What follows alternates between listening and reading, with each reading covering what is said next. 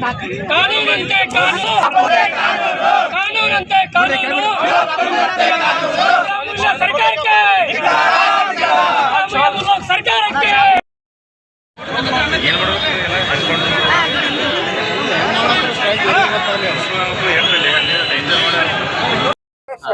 ಏನು ಮೊನ್ನೆ 5ನೇ ತಾರೀಕು ಕಲಬುರಗಿ ಅಂತ ನಡೆದ ಒಂದು ದುರ್ಘಟನೆ ಏನಪ್ಪಾ ಅಂದ್ರ ಇವತ್ತಿನ ದಿವಸ ನಾವು ಬರೀ ಟಿವಿದಾಗ ನೋಡ್ತಿದ್ದೆವು ಪಾಕಿಸ್ತಾನದಾಗ ಅಫ್ಘಾನಿಸ್ತಾನದಾಗ ಈ ತರ ಒಂದು ಘಟನೆ ನಡೀತಿತ್ತು ಅದು ಇವತ್ತಿನ ದಿವಸ ಕಲಬುರಗಿ ಏನು ಕಾಂಗ್ರೆಸ್ ಸರ್ಕಾರದ ಪ್ರಿಯಾಂಕ್ ಖರ್ಗೆ ಅವರ ಉಸ್ತುವಾರಿ ಸಚಿವರಾದಂತ ತವರೂರಲ್ಲೇ ಈ ಒಂದು ಅಫ್ಘಾನಿಸ್ತಾನ ಅಂತ ಒಂದು ದುರ್ಘಟನೆ ನಡೆದಿದೆ ಅದೇನಪ್ಪಾ ಅಂದ್ರ ಏನು ಸಿಡಂ ತಾಲೂಕಿನ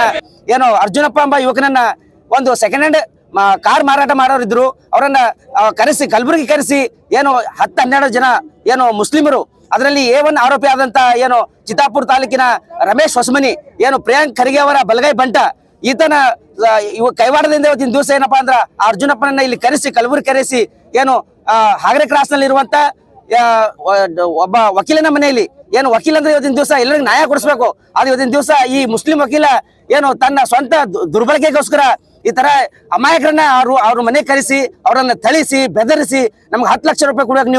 ನೀವು ವ್ಯವಹಾರ ಮಾಡ್ತೀರಿ ಇಲ್ಲಾಂದ್ರೆ ನಿಮ್ಮ ಜೀವ ತೆಗಿತೀವಿ ಅಂತೇಳಿ ಅದು ಯಾವ ರೀತಿಯಪ್ಪ ಅಂದ್ರೆ ಸಂಪೂರ್ಣರಿಗೆ ಅವ್ರಿಗೆ ಬದಲೆ ಮಾಡಿ ಕರೆಂಟ್ ಶಾಕ್ ಅವ್ರ ಮರ್ಮಾಂಗಕ್ಕೆ ಕರೆಂಟ್ ಶಾಕ್ ನೀಡಿ ಏನು ಇಡೀ ನಮ್ಮ ಜಿಲ್ಲೆಯಲ್ಲ ಇಡೀ ಕರ್ನಾಟಕ ತಲೆ ತೆಗಿಸುವಂತ ಒಂದು ವಿಷಯವಾಗಿದೆ ಅದೇ ರೀತಿಯಾಗಿ ಏನು ಈ ಪ್ರಕರಣ 5ನೇ ತಾರೀಕು ನಡೆದಿತ್ತು ಆದ್ರೆ ಇವತ್ತಿನ ದಿವಸ ಈ ಪ್ರಕರಣ